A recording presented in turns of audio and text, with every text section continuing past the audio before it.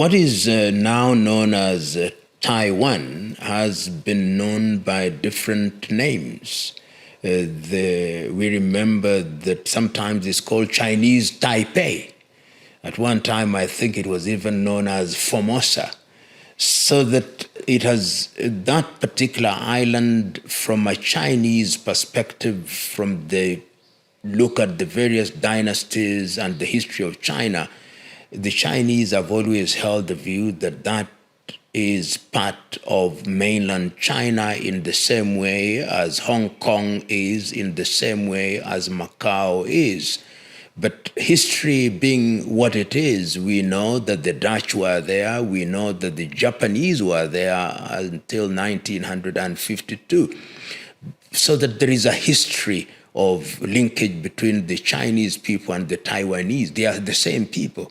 And the renegades from the eyes of mainland China who went into Taiwan and now put together this administration, which since the 1940s and 50s has been backed by Western powers, particularly the United States. So that history exists. Nobody denies that these are the same people with a history that is verifiable and indeed acknowledged. China has always maintained that Taiwan is part of its territory, and that if the Taiwanese administration were to make a decision to declare independence, they would seize it by force. And in the recent past, we have seen that there have been two major forces within Taiwan itself, within the population. Even in the most recent elections, you see there are parties that are pro-China. Pro-China to mean that they want to have discussions and negotiations and closer relationship with China. And there are those parties, or a party that is outrightly against China. And the demographics show that when opinion polls are held, the majority of the population do not want to become part of China. And the reason is this is the reason that they give.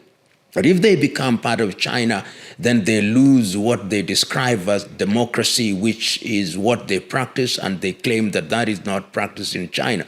But the Chinese have always argued that they would administer Taiwan in the manner that Macau and Hong Kong are being administered. The United States of America, on the other hand, having become the hegemon after the World War II, now see Taiwan not as a renegade state or renegade province of China, but they see it as a country which ought to be given proper recognition and which ought to be independent. But remember that even the American government doesn't quite come out that boldly, because they recognize that China is an emerging power which you can't play about with. So I believe that in as much as the Chinese are not desirous of engaging in any military activity with Taiwan, they continue to hold that threat in what I call gunboat diplomacy, if only to keep Taiwan in check. From a geopolitical standpoint, the Americans and the Western world also see Taiwan as being significant for their military activities in the South China Sea. So they look at Taiwan, they look at the Philippines, and if you go even a little further, they look at the South Koreans. And this must be understood in the context of geopolitics. But to come back to your question as you posed it, my view is that indeed the Chinese have always said, you misbehave, then we are going to use such power as is necessary to make sure that you remain within the Chinese fold. God forbid In matters of war, I normally ask myself, what does winning mean? Women, because people think that winning is having the military victory, but history has demonstrated that that is not victory.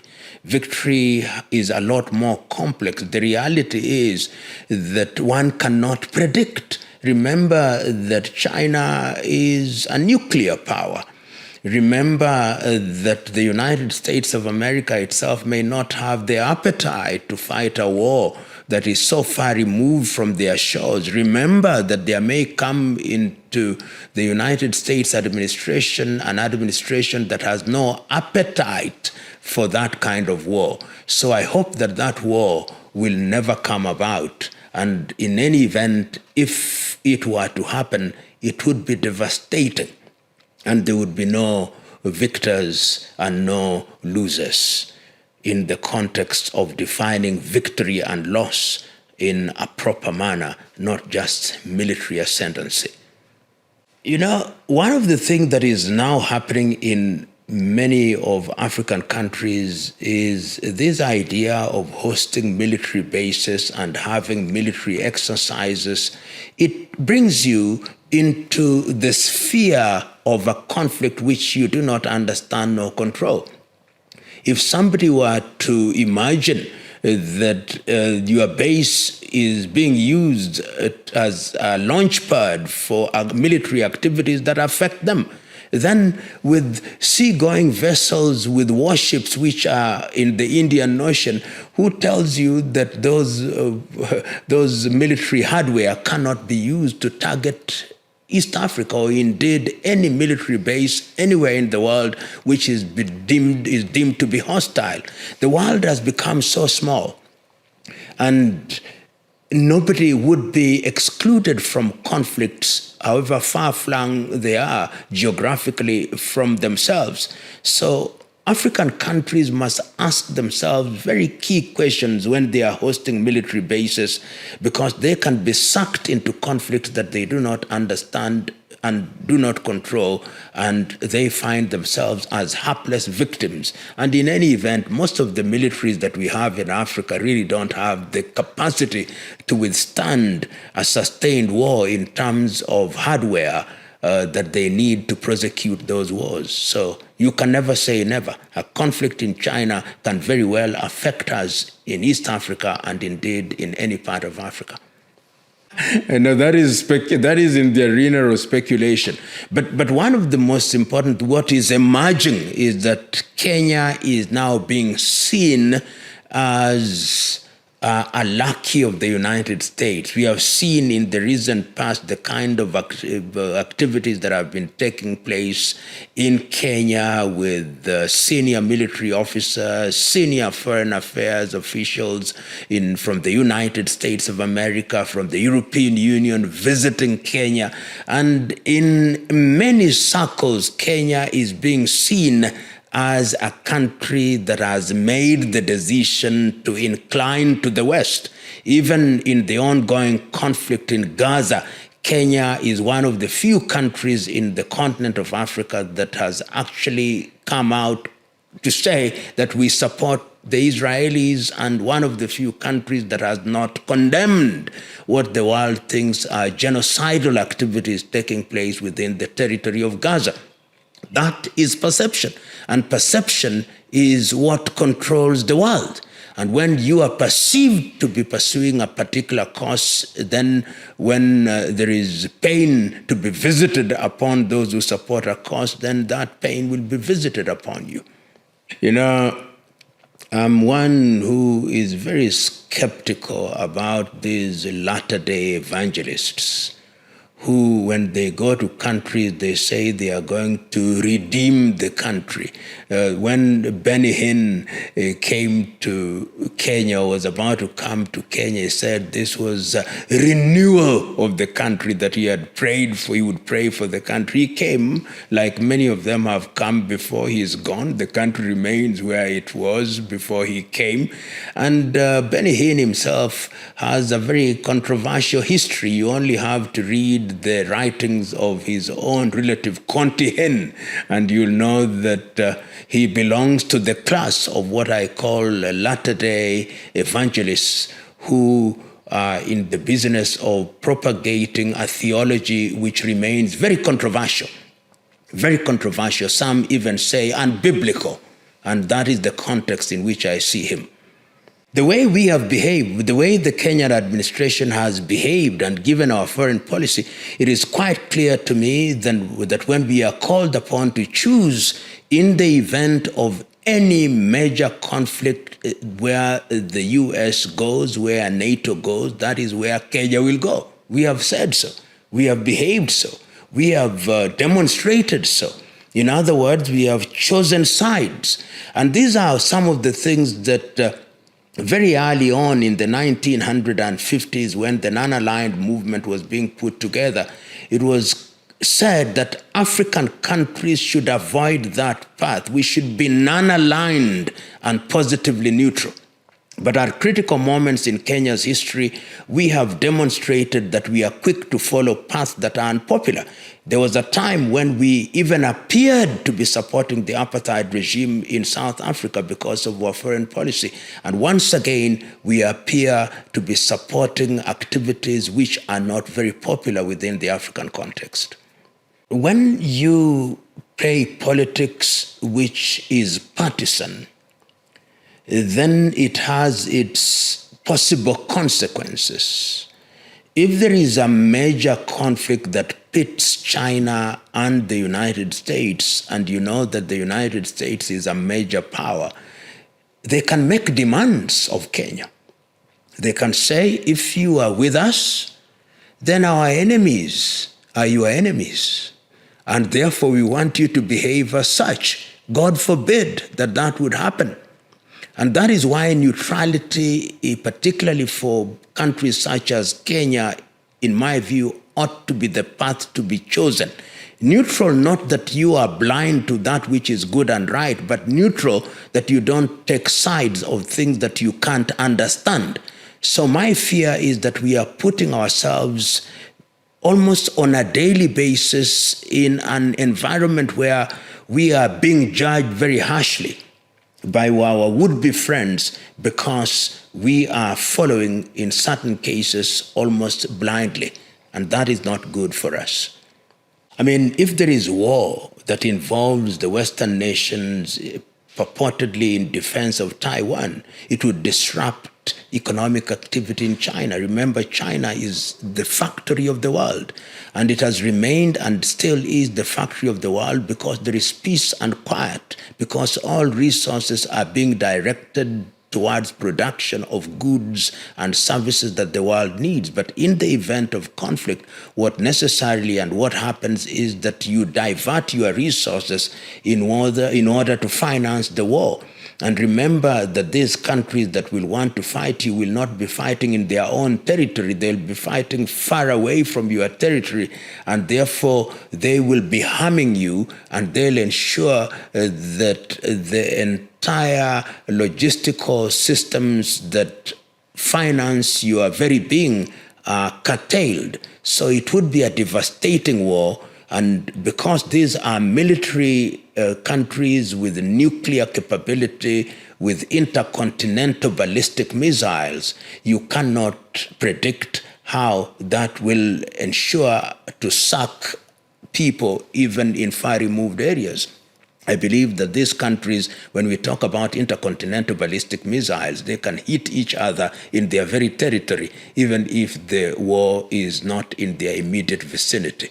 It is the kind of war that you don't even want to contemplate. It is the kind of war that should be avoided. It is the kind of war that should be mediated, the kind of situation that should be mediated by the United Nations organization. But the United Nations organization, as we know, is also becoming weaker by the day. And if we had any doubt, its inability to stop the war in Gaza is in itself indicative of how weak it has become. And when you are dealing with countries, all of which are members of the Security Council with veto powers, you can only imagine what they can do in that environment. So it would be the kind of war that would divide the world into half in terms of allegiance. The Chinese